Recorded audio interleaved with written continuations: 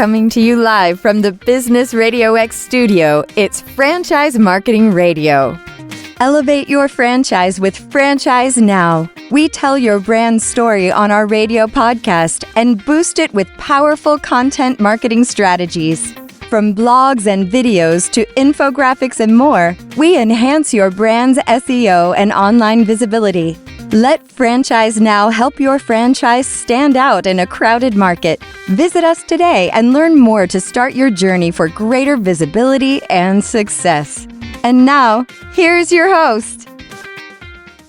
Welcome back, everybody, to Franchise Marketing Radio, where we bring you the insights, strategies, and stories from franchise leaders who are shaping the future of the franchise industry. I'm your host, Rob Ganley.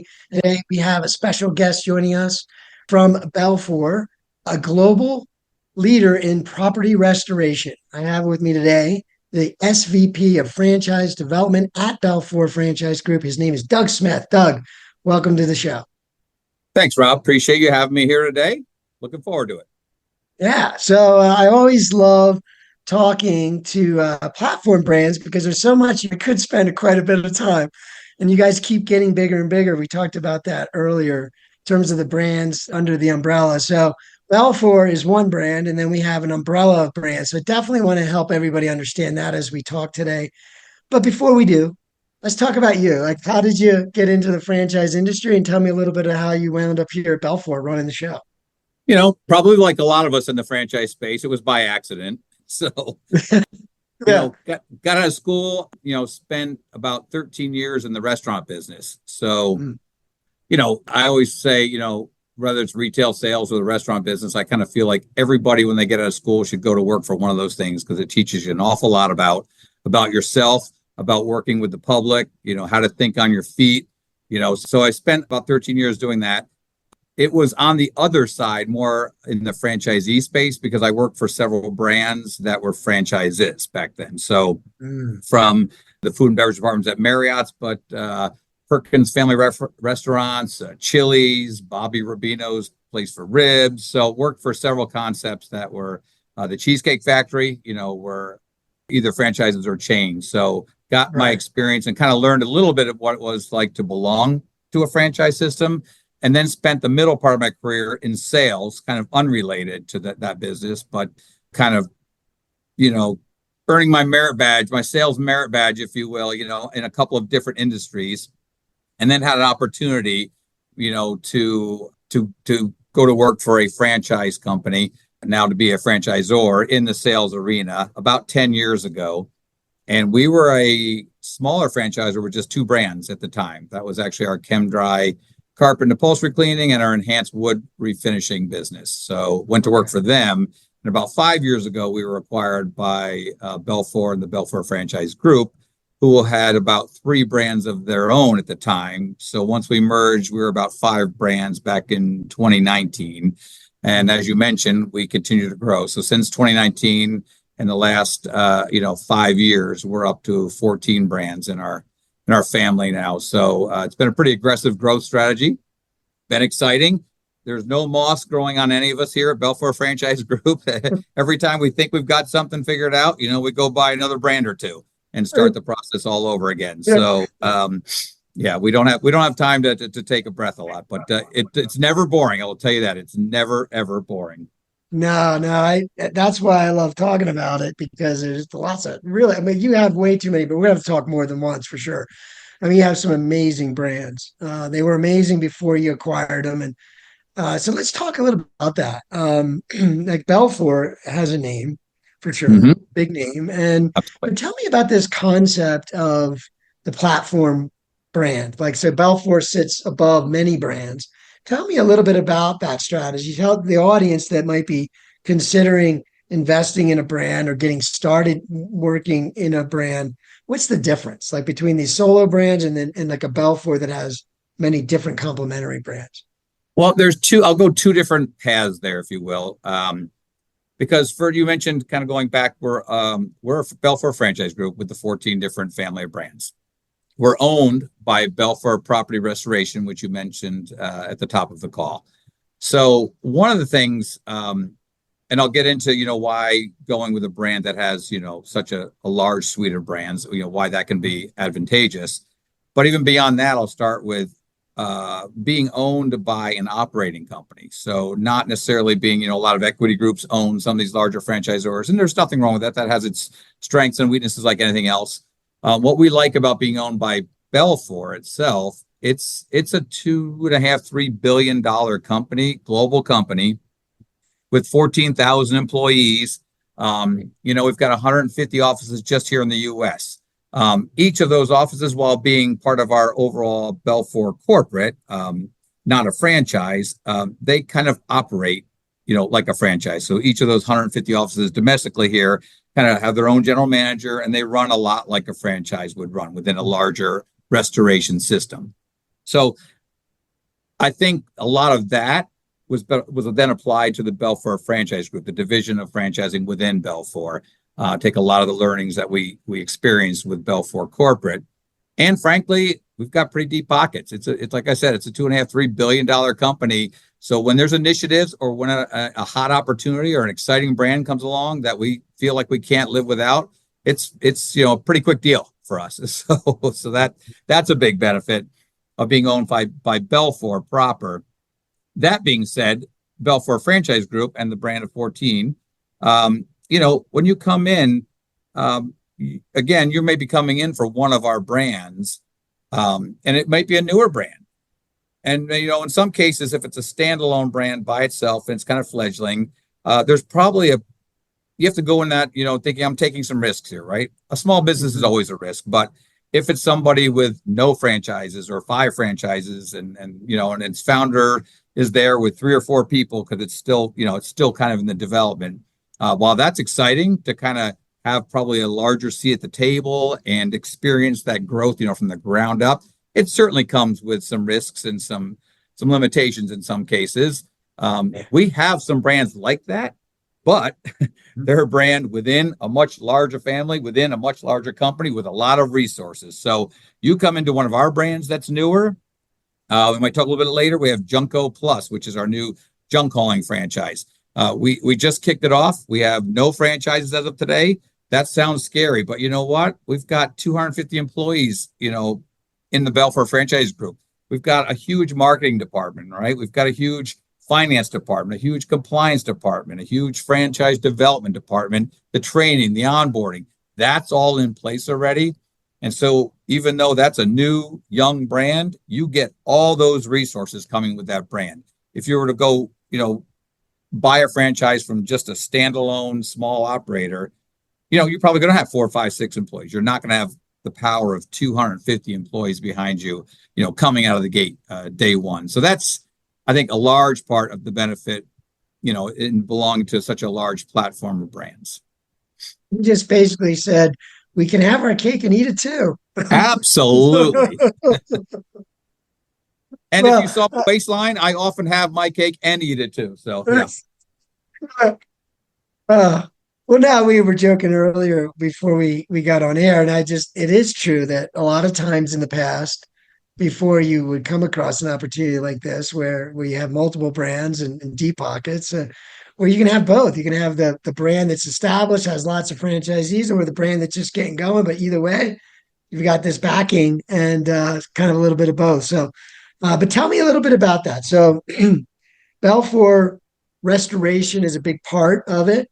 Tell me how the brands that you've been bringing in, tell me a little bit about the strategic positioning of the brand itself, the umbrella. And then for a franchisee or prospective franchisee, tell me a little bit about the process that you go through to introduce prospective franchisees to this world that you have, this almost self-contained 14 different brands. How do you kind of take them through the process and show them a little more about the brand? So, something probably, I don't know, it's probably maybe not unique to us, but, obviously most of our candidates coming looking for a specific brand. Not all. Some are just looking for an opportunity and have to figure it out. But a lot of them come in looking for a particular brand or a particular vertical, right, that they're familiar or know a little bit about, what have you. So when you're going down that path, one of the things I didn't mention previously, obviously we talked a lot about the support of a larger, platform company, but you also get the support of a large network of franchisees as well. So, and the ability to cross sell and grow your business within a community where we might already have 5, 6, 8, 10 other brands there, and the synergies you can create, working with those franchisees. Think if you are, we have markets where our Red Box Plus dumpsters have a franchise. Well, our 1-800 water damage franchisees often, right, on a job, a flood job, a fire job, what's one of the first things you do? Well, you get a dumpster and or a porta potty on site to start the tear out, right, of that work. Well, hey, I might know somebody in the dumpster space. Let me call my Box Plus. I might have a contact. Yeah. Exactly. Same could happen with the Patch Boys, right? And our sheetrock repair and replacement, franchise. So they often can run into that. Our Blue Kangaroo packouts, right? That's in the contents restoration and also in the restoration space. So often they might, have the ability to be on, again, a flood or fire damage. What are you going to need? You're going to need probably a dumpster. Oh, and for all the contents that haven't been completely destroyed, you're going to need Blue Kangaroo packouts to come and pack up that home, take those belongings back, restore, clean, refurbish all the contents, store them, and then bring them back when you've rebuilt your house, etc. So there's a lot of franchise with our system that can, work together. As a matter of fact, we have monthly we call them market domination meetings. And we go into, Dallas, and we go into Atlanta, and we go into LA. And what happens is we've got some folks on our national accounts team. They'll head this up, and they'll invite all of the franchisees within our entire BELFOR Franchise Group in that geographic area to call it like a lunch and learn, right? And so all those franchises will come in, and they'll have a meeting, or they'll do something, they'll go bowling or whatever it is at night, right? But they're gonna, it's almost like a little BNI group, except internally at BELFOR, right? So we get to know each other, and we get to exchange information. If there's somebody new in the group, we kind of bring them under our wing. And it's not just, it's creating an environment where you're going to be able to refer business to each other within the franchise system, but you're also going to be able to refer, hey, we've been there, we've done this. We know it's scary. We know you're not making money coming out of the gate year day one. This is what we did to get through problem A, and this is what we did to grow our business, and this is how we market, and this is the groups we belong to, right? And they get all of that as well. So it's not just, the BELFOR and BELFOR Franchise Group employees and system, but it's also thousands of franchisees across the network that you can network with and bounce things off of and share in a Facebook group, owners page, what have you. So that's pretty key too. And that's not even to say BELFOR is the world's largest property restoration company, right? They're doing $2.5–3 billion a year in revenue. I can't tell you how many dumpsters, for example, they will rent in a course of a year, right? So millions and millions and millions of dollars worth of dumpsters. Well, gee, we can send that to one of the other dumpster companies, or we could refer that out to our own franchisee network, right? So one thing I'll say is we never guarantee that, right? You have the opportunity to earn that business from the mothership, if you will. But, we focus a lot on customer service on all of our brands, especially Red Box Dumpster, because it's an industry that's not necessarily known for great customer service. So when you have the opportunity to work with the BELFOR folks, you're still going to want to provide excellent customer service, answer the phone, be there when you say you're going to be there, just like we would tell you to do with any other customer, right? You still have to earn the business because we, the mothership, has a reputation to uphold as well.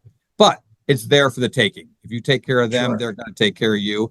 And that's just an opportunity you're not really going to get, right? Built in with other franchisors. So. Yeah, I have to unpack that. That was amazing. And I do want you to follow up a little bit. We talked earlier about the showroom, but that's sort of in the beginning before they get, they come on board. But what you unpacked there was amazing. I mean, first, I always tout franchising because franchising is a brilliant model and one of the most successful ways for people to start a business. And it's because it's a built-in sort of mastermind network. People doing what you do. So it's not even other business owners like you. It's what you do.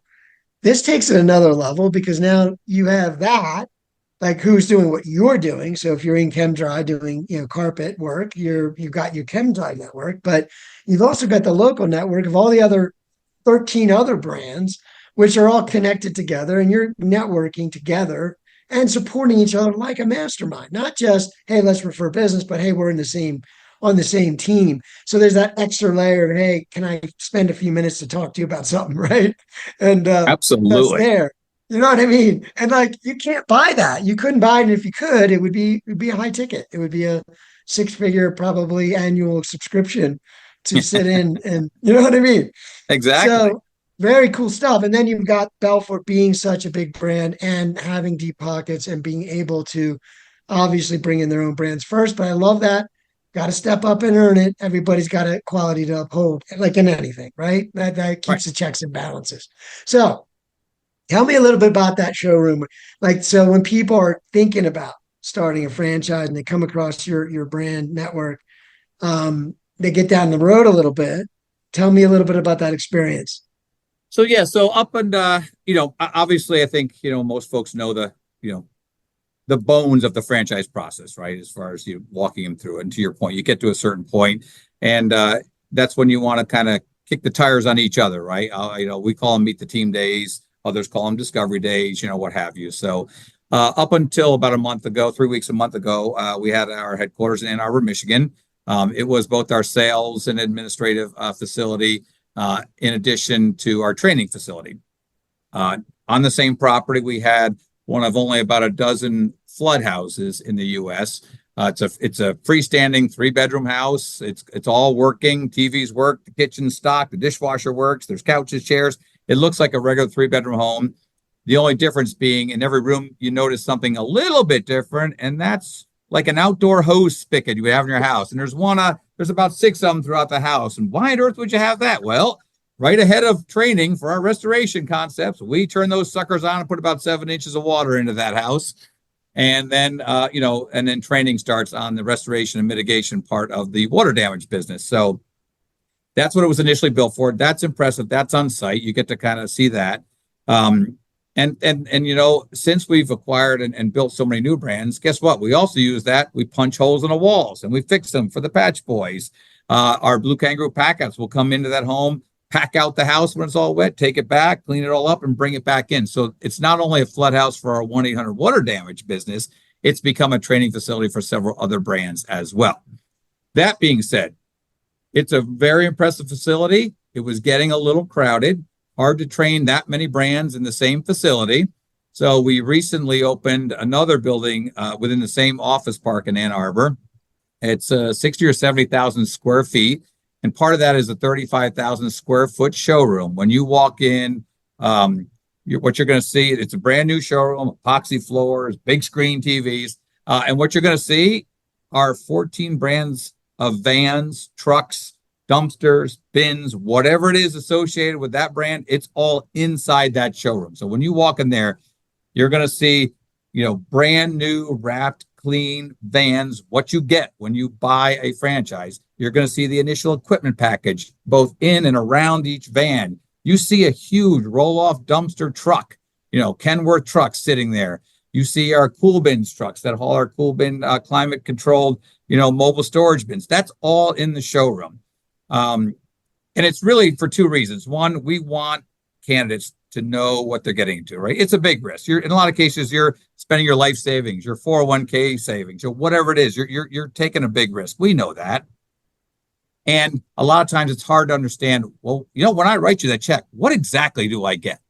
Of course, we talk about the training and the support and the coaching, right? But also you get, oh, this makes sense. I get that van right there. I get all this stuff around it. Makes a lot of sense to me now. I can kind of see what that's about. Oh, and by the way, you talked a lot about, we own a bunch of brands and, there's some synergies to be had and so forth. But a lot of candidates probably having a hard time picturing, well, what does that mean? And what do those look like? And, I'm really only talking to you about this brand. And then when you walk in there, you see everything I just talked about, all of a sudden makes sense, right? You walk in there and you see, oh my God, look at all these vans and the graphics and the equipment. And I can, learn the story. Ironically, around the showroom, there's a whole bunch of offices and conference rooms in that part of the building. And that's all the franchise development team. All of our offices and the sales reps and the people working on franchise development are in the offices around that. Cool. So it's kind of a self-contained franchise development, discovery day driven, area that we want people to come in and get comfortable with. And, it just speaks to this, again, it all boils down to the support you get, and that's the experience you have. And I think it just really wraps things up nicely. And when I say you come in and kick the tires, you are literally walking around the showroom kicking the tires if that's what you feel like you do. So it's really do you make people test drive the truck? My manager won't give you a deal unless you test drive the truck. Yeah, it depends on the truck. If you're not CDL qualified, you're not getting in the big ones. But they don't even let me. They don't even let me drive those as much as I am. Yeah, I know. Yeah. But kicking the tire, that sounds. I just have to comment. I mean, I've never had anything like that described to me. It feels like a 365-day expo that's always open, and it really is. We had a couple of franchise consultants in last week, and they walked, and I told them the same thing I just told you, to be honest with you. And I can see on your face you're excited about the concept, and you haven't seen it. And I told them the same thing. And then when they walked in the door to the showroom, they literally like, "Oh my God, I didn't. You told me about it, but I kind of didn't think it was this." So they're like, "This is amazing. This is absolutely overwhelming. I mean, it's just so incredible what you've done here. We've not seen something like this out there, in the field, even with other large franchisors. They've not, they said, I've not seen this type of setup." And,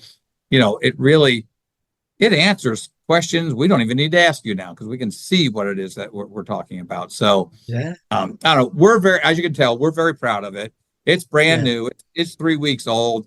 We're having a lot of visitors, candidates, as well as, franchise consultants in over the next 4 weeks or so, and kind of showing it off and educating people. And again, I think when you see it, it gives you a lot of confidence in the support and the breadth of the company as you're coming in.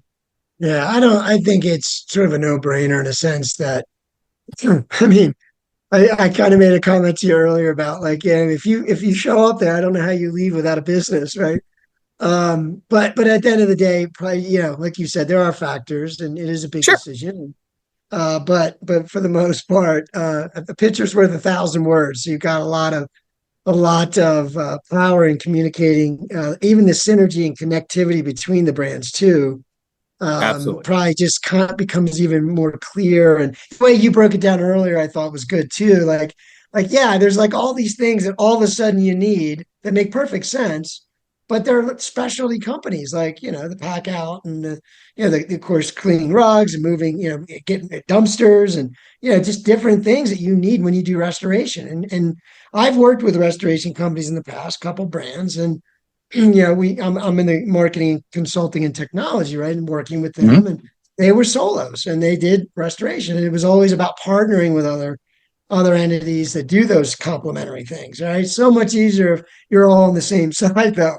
So that's very convenient. So good stuff. So what can you tell me if we look at this, right? You have 14 brands and you have different franchisees working in markets together. We talked a little bit about the brainstorm or the mastermind and getting together.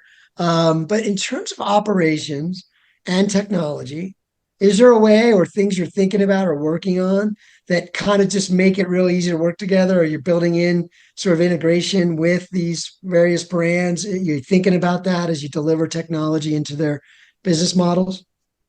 We do, actually. So really basic things we have a website, the BELFOR family website, which is actually if you were to go there today, you can put in your zip code, and what it's going to do is all of our brands in that area are going to pop up, right? So you can see all the brands. We use that both for consumers and for candidates coming in, right? If you're a new franchise, let me just go there real quick. Oh, I can see these other 12 franchisees right in my area. It's got all their contact information and so forth. So things like that are pretty basic, very helpful, but very basic. Excuse me. A lot of the, we can also get economies of scale, right? When it's just buying equipment and or technology earlier in the week. So a lot of our brands have CRM and point of sale systems that are specific to their industries or what have you. But some of them, don't need something specific. It could, to their industry. It can be just, a customer service, home service type of CRM and platform. So we've got various ones at different brands. But for example, we had a meeting earlier this week with a particular CRM point of service brand who is they look pretty sharp.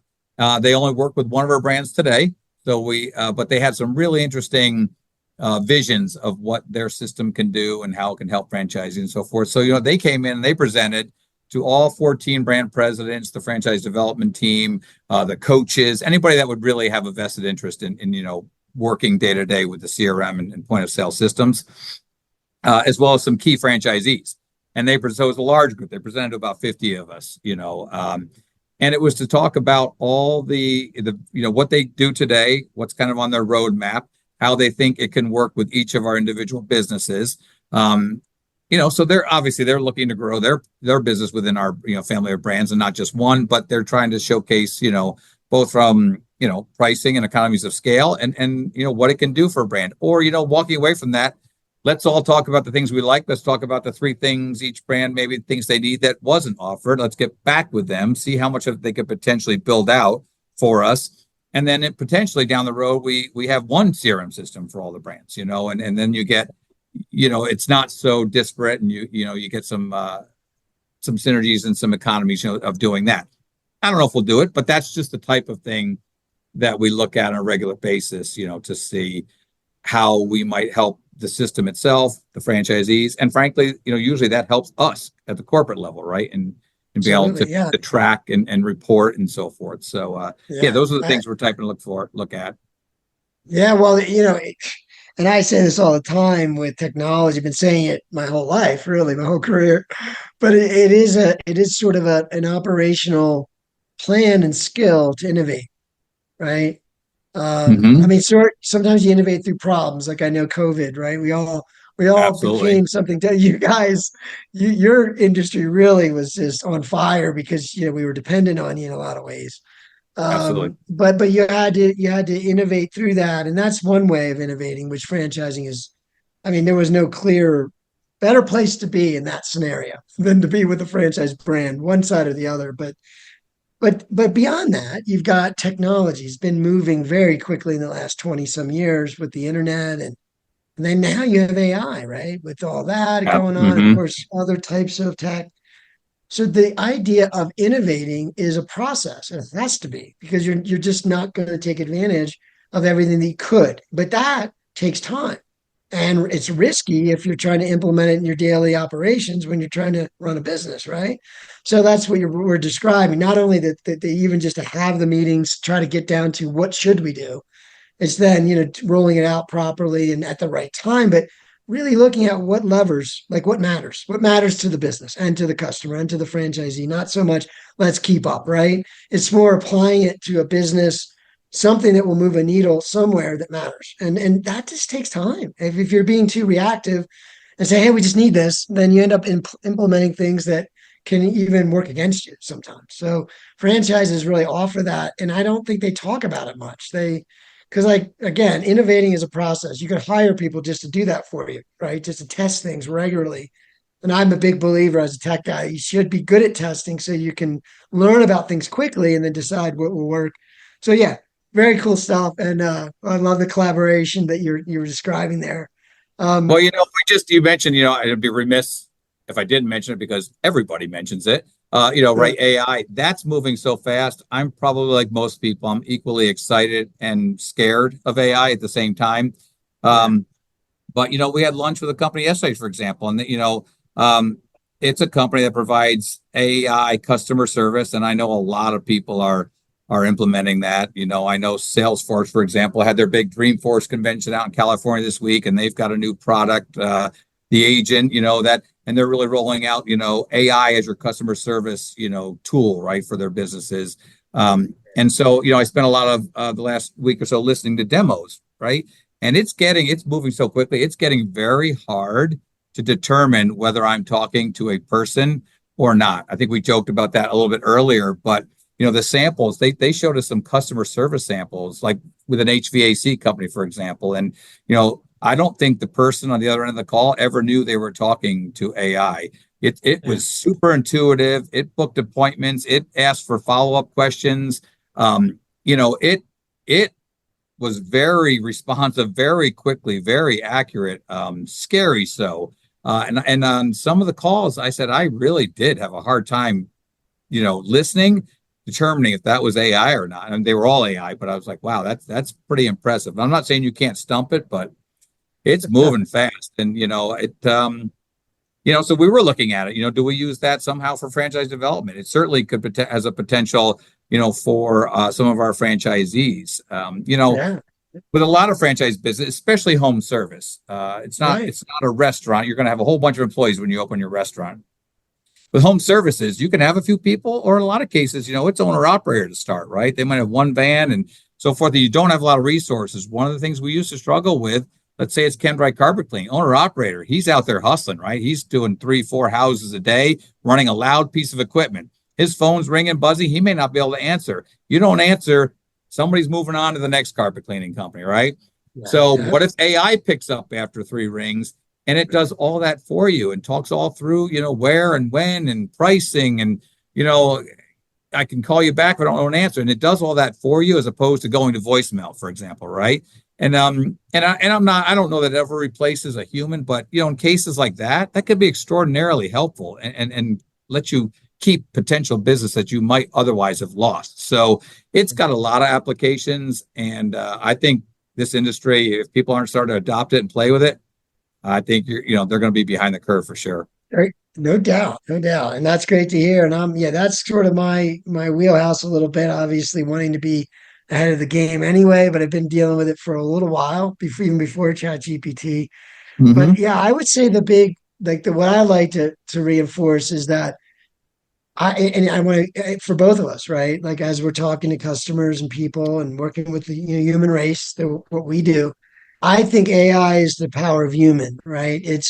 I think it'll help us be more connected with each other. It'll help us raise what we can do for each other in our businesses, create new ideas where we have more time to interact, and where AI can do the blocking and tackling of things that we probably couldn't do or couldn't get to or wouldn't want to do, or every single day the same. And one thing about AI is it is consistent, and it will.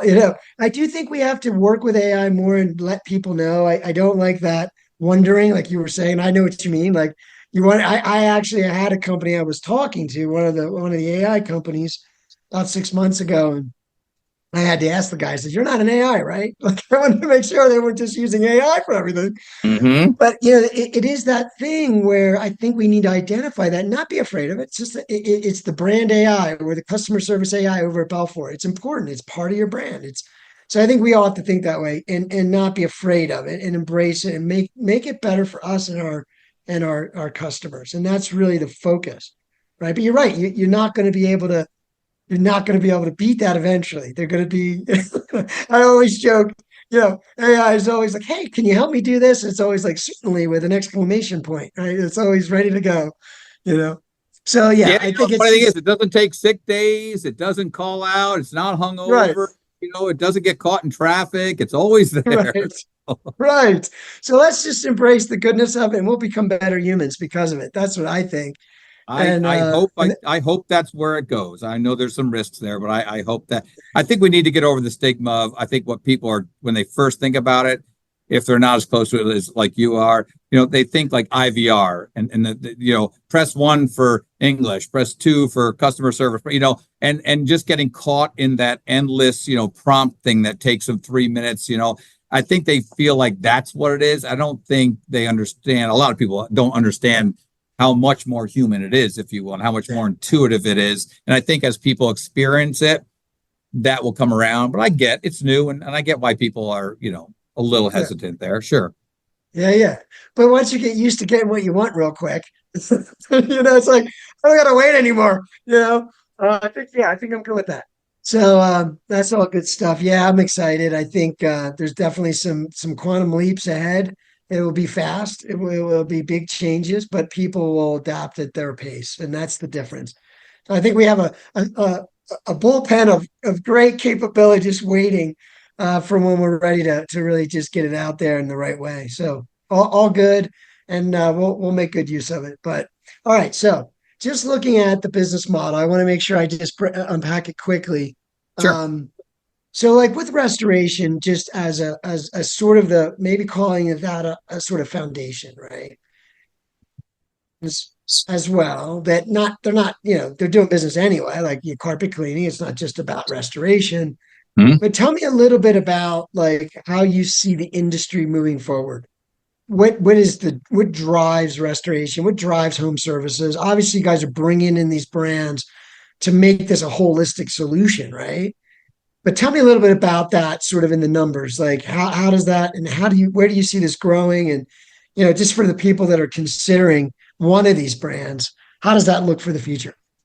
Well, we talked earlier about the parent company, right? So obviously we have 14 brands. A couple of them play in the restoration space and several don't or have loose, attachments to it.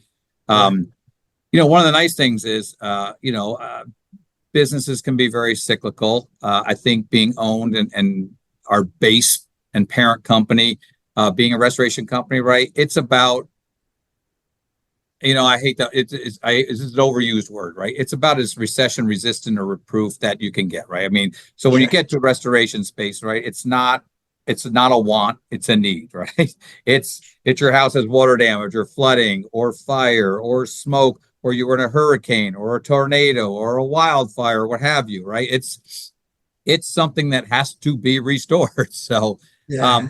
that business is there come hell or high water. That's always going to be there. So it's nice to have a foundation of a business.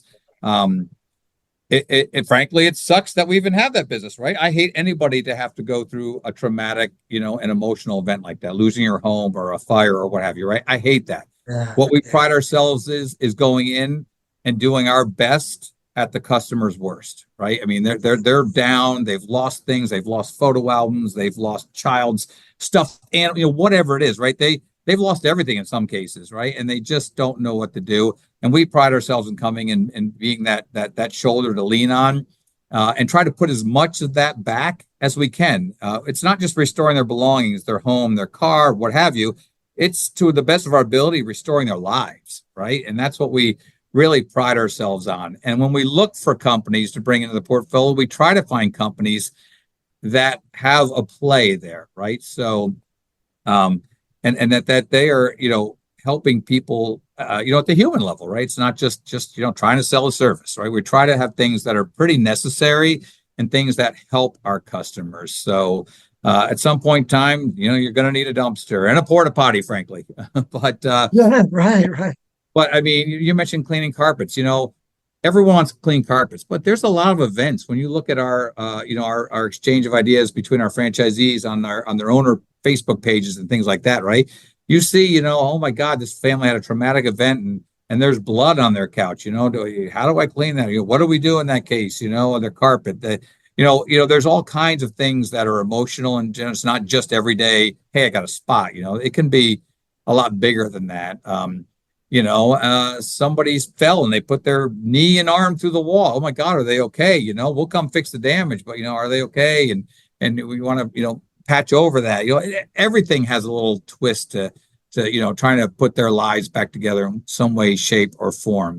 So we have a plumbing franchise, our Z Plumbers brand. I mean, a lot of people talk about the trades and whether one should go to college or get into the trades, and how valuable a trades experience and job is, and how short we are as a country in some of those trades, and how much money you can actually make versus maybe a 4-year degree job, right? Some of these plumbers, they start an apprenticeship and become a plumber. By the end of those 4 years, somebody gets out of college and starts their $50,000 a year job. That 4-year plumber is already making $100,000, in the plumbing business. So there's a lot of talk about that. So, everyone needs a plumber.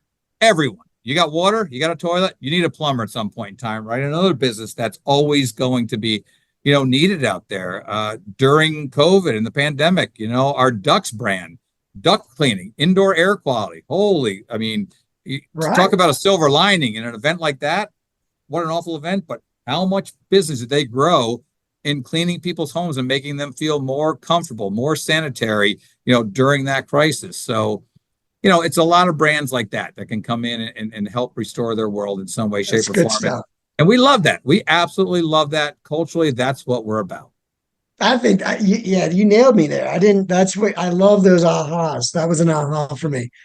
Because that helped me. Obviously, there's the business side and, the numbers, you're looking at Sure. everything, but bringing in brands through the filter of how can we how can we restore that person's life?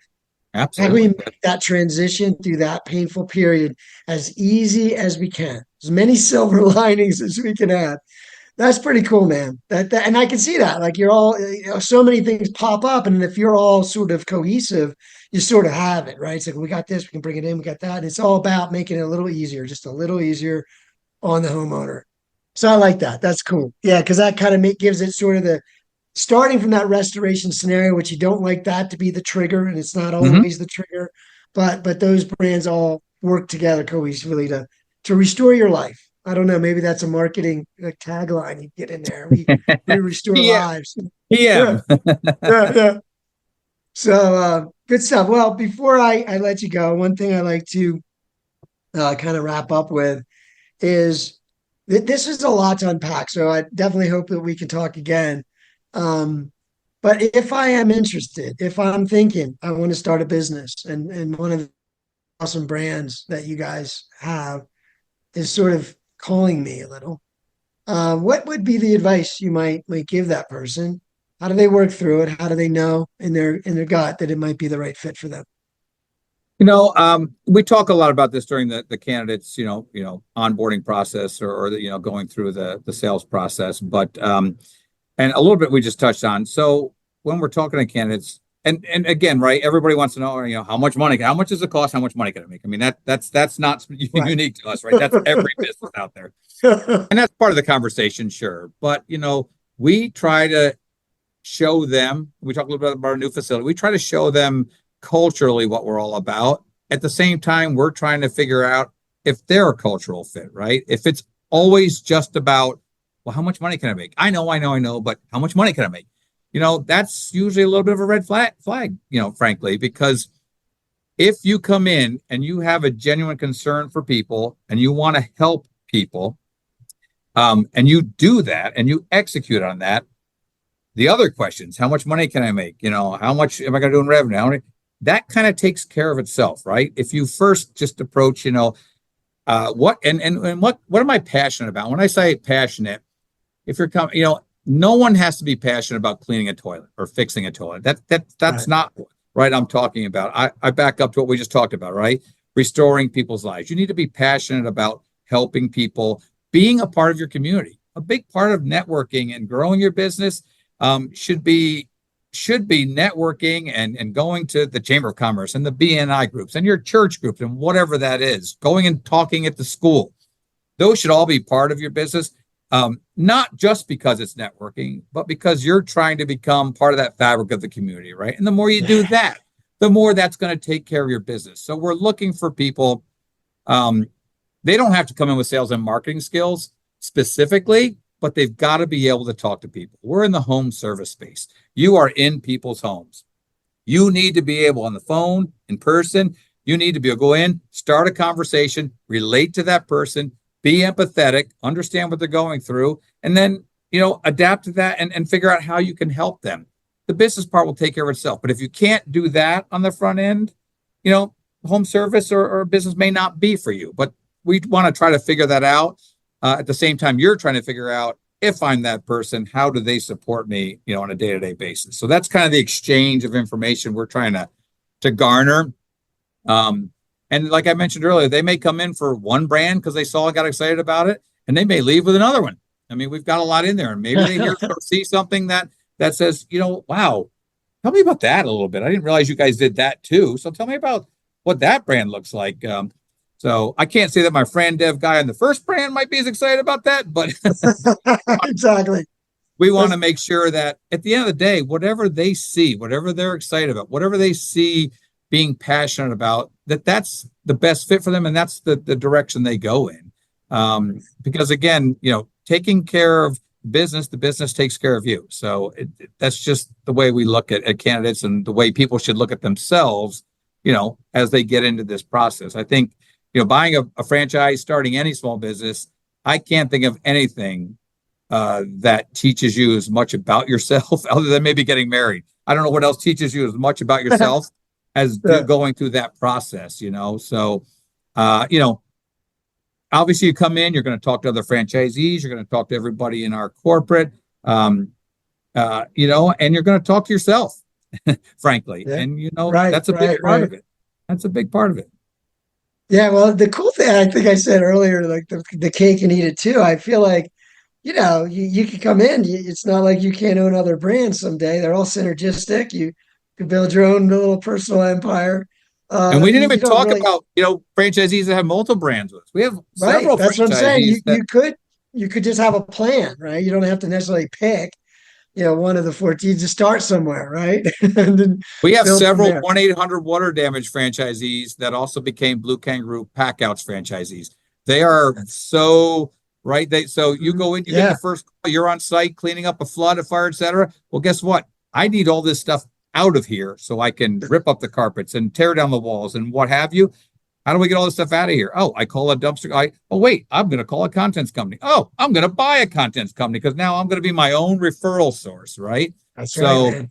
Yeah, So there's a very lot brilliant. of brands that work that way together. And that's awesome when that happens. Nothing makes me happier to see one of our franchisees at one brand be so excited about it and understand the synergies that they go out and they buy a second and third brand. That's just outstanding. Yeah, no, you guys. I mean, it's a good feeling to watch people succeed that way. And I love the comment you made about community. I hear that every time I interview. It's so important to me. I think we talked about AI. Human connection is still so important, and local businesses are the backbone of that. It's our community, it's our friends, it's our family. We're right down the road. It's important to build those connections with other business owners and then your customers. But it's so powerful. Like not everybody has that. I don't. I talk to people around the world, and I'm on Zoom all the time. And so for me to go into many franchise establishments that I do frequent, it's a connection with people that I like. So it's becoming more and more of a thing, even when it's that connection you remember. And certainly I love that you have that built in to the thinking, like, if this is how you are, then this would be a good fit for you. But anyway, and yeah, I'm sure you guys enjoy watching people succeed, either add another business, add another brand, and really kind of fulfill their dreams. And you see that a lot in FranDev. You get to bring them in, see where they were, and see them years later where they are, and that's kind of cool. Must be nice. I love that. That's my favorite part of the job. I know it must be. So anyway, so what's the best way for people to get you? Like, what's the best starting point? Website, phone number, that kind of thing. So we've got an overall. The easiest thing to probably people remember is there's BELFORFranchiseGroup.com. So BELFORFranchiseGroup.com.